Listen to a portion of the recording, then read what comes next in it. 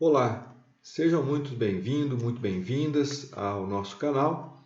Nós vamos apresentar hoje um trabalho relativo ao estudo de caso em uma indústria de PVC. Meu nome é Ronaldo Castro.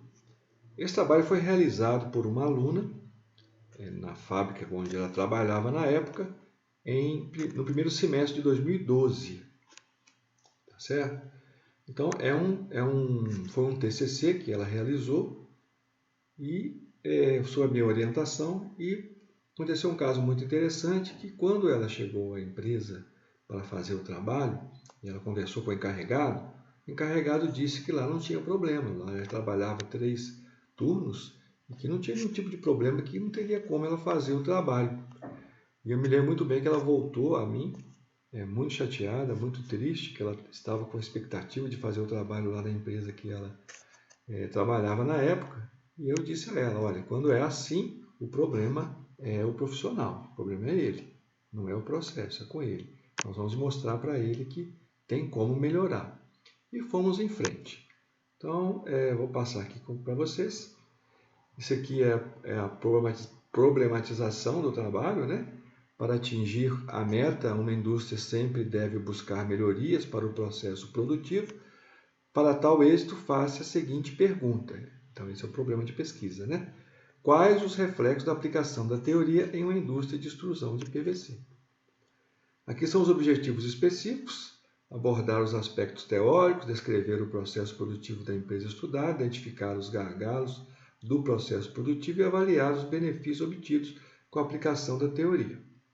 Bom, aí começando, né? Eu vou pular aqui, eu não vou dissertar da forma como foi apresentado o TCC, para não alongar, nós vamos direto ao assunto.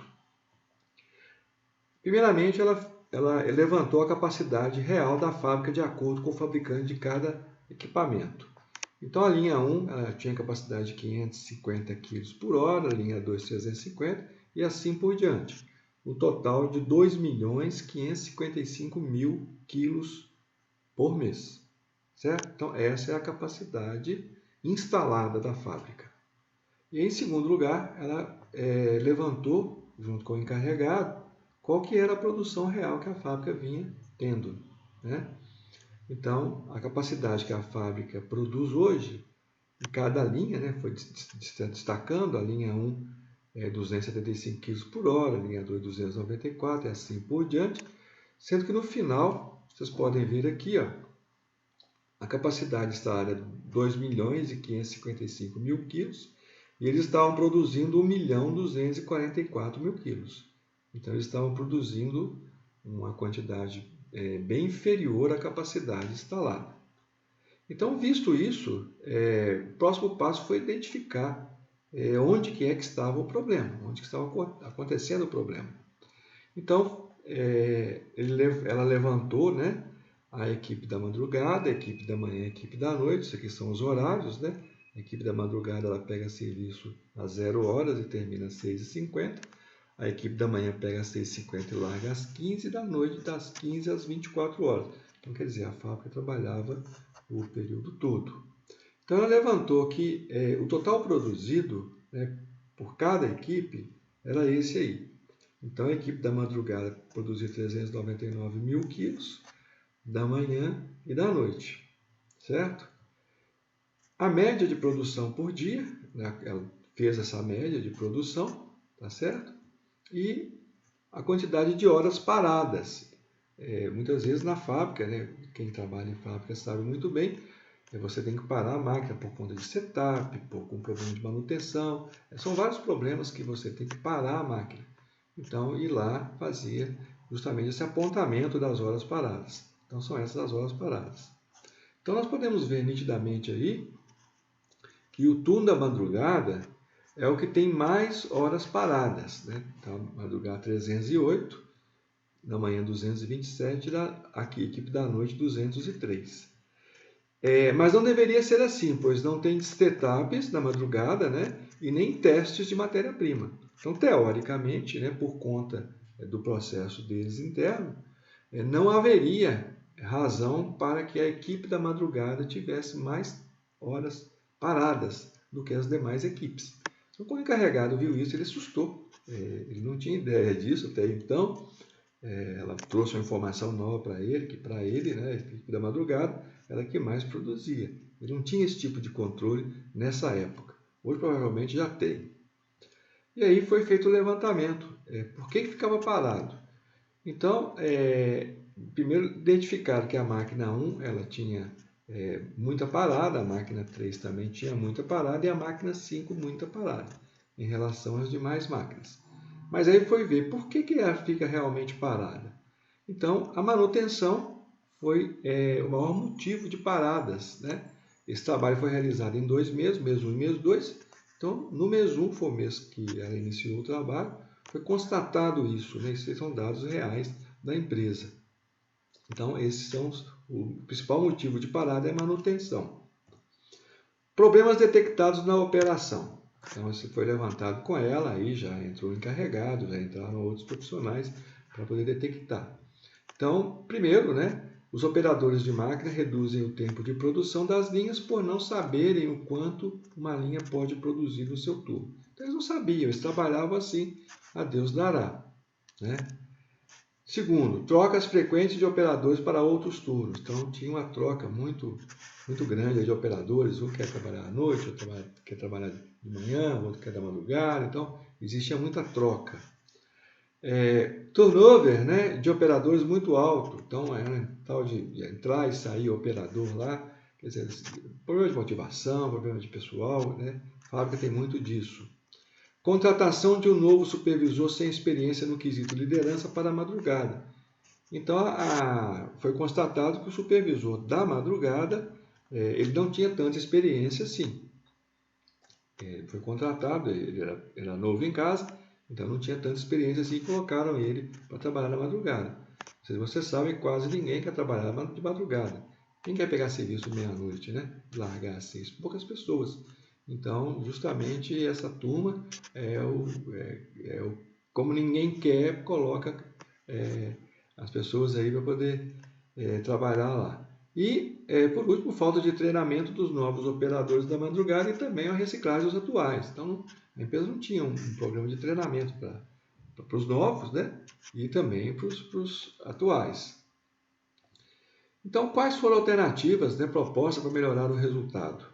Primeiro, trocar o supervisor do turno da madrugada, recém-contratado e menos experiente, pelo supervisor do turno da manhã, que era mais experiente, até que esse esteja treinado. Então, passou o supervisor da madrugada para amanhã, para ele ser bem treinado pela equipe, a equipe já madura, e mandou o supervisor mais experiente, que era o da manhã para a madrugada, para que ele pudesse treinar também a equipe lá da madrugada.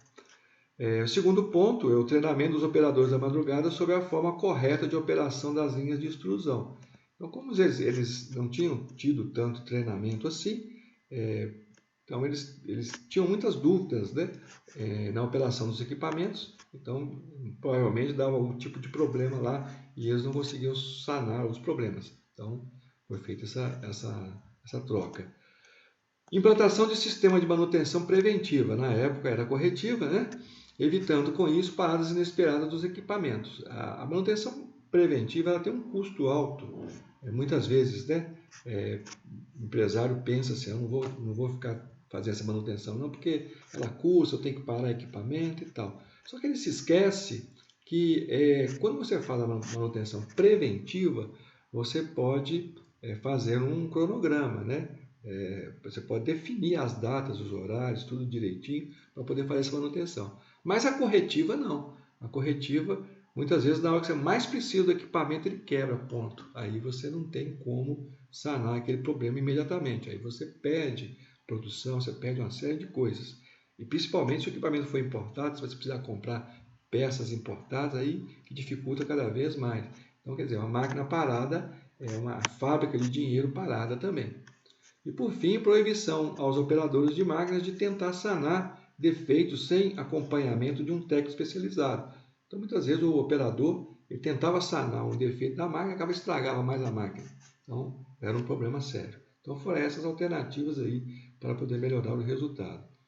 E aí, né, no mês seguinte, mês 2, nós estamos aqui no mês 2 de vermelho, vocês podem ver que a máquina 1 ela tinha um alto grau de paradas, né? Ela já reduziu significativamente. A máquina 2 passou a ter um problema aqui, isso aí eu não entrei em detalhes, o que é. A máquina 3 também reduziu significativamente, a máquina 5 também reduziu. É lógico que, à medida que o tempo foi passando, eles foram aprimorando esses controles e essas manutenções.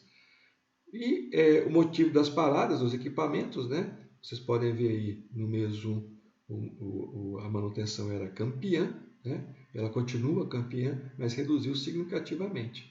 Então, o mês 2, que é o de vermelho, você vê que já reduziu pela metade o tempo de parada por manutenção. Agora, o tempo de retrabalho também, reduziu o retrabalho, reduziu o reinício após a manutenção também, e faltas, né, de matéria-prima aumentou um pouquinho, mas pouca coisa, né? Isso sempre são detalhes, mas enfim, houve uma melhora significativa. E aí ela fez uma comparação, né?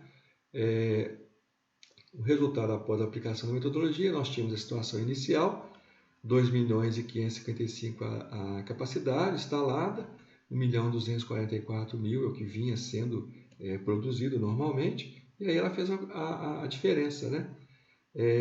Com as melhorias propostas, a nova produção passou a 1.398.000 quilos, então já com todas as mudanças propostas. E essas mudanças, elas impactaram um aumento, um ganho na produção de 154.000 quilos, quer dizer, 154.000 quilos corresponde a 104.000 toneladas, né? Correspondente ao aumento de 12,39%, sem que houvesse necessidade de novos investimentos, contratação de pessoal ou aumento nas despesas operacionais.